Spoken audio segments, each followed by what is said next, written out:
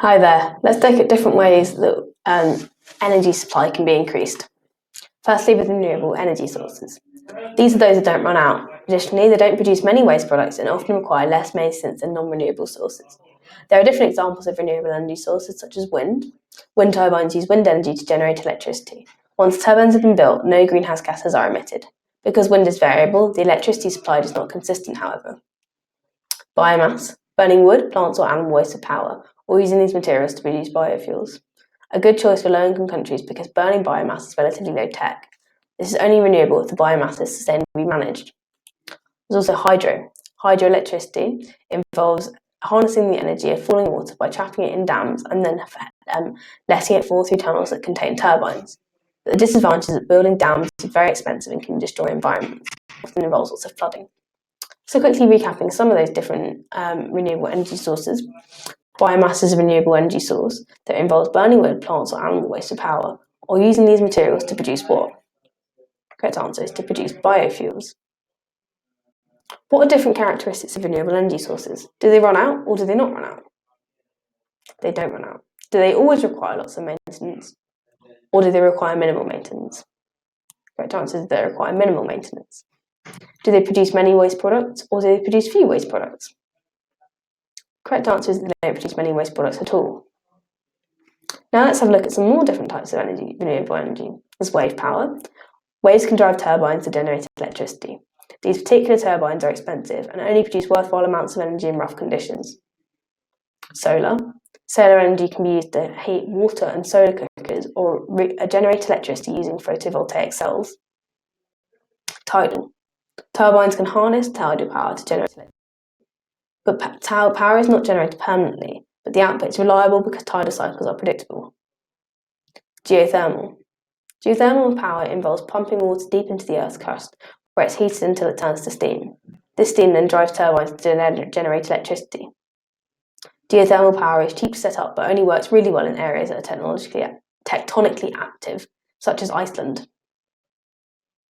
So, quickly recapping that, what kind of power involves pumping water deep into the Earth's crust, where it's heated until it turns to steam, which then drives the turbines to generate electricity? Great answer is geothermal.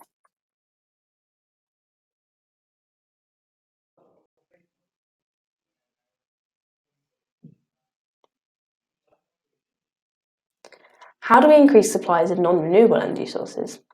So historically, humans have relied heavily on fossil fuels for our energy demands. Since the 1950s, the use of nuclear energy has been on the rise. Both of these sources are non-renewable and so will eventually run out, but we should still try to maximise supplies from them in the meantime. Some may argue. Some other people may not argue this, but this is just one perspective. So nuclear. The main advantage of nuclear power is that a large amount of energy can be generated from a small amount of fuel. But there are many disadvantages. It's expensive to build and decommission, nuclear waste must be stored for thousands of years, and accidents have the potential to be catastrophic. This is because nuclear waste can cause many different health problems and contaminate land and causes big issues, and it's very, very expensive to store. New technology can help to improve the efficiency of nuclear reactors, and breeder reactors can generate more fuel per reaction. So there are pros and cons. How about fossil fuels? So the supply of fossil fuels can be increased by searching for new reserves to exploit, exploiting reserves that have been discovered but not used, and using new technologies like fracking to extract resources that were previously too difficult or costly to exploit.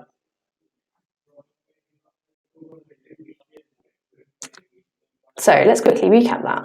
Which of the following is a new technology that will help increase the supplies of fossil fuels? Is it fracking, bracking, cracking, or fracking? Correct answer is fracking. What are the different disadvantages of nuclear power? The accidents can be catastrophic, such as the Chernobyl disaster.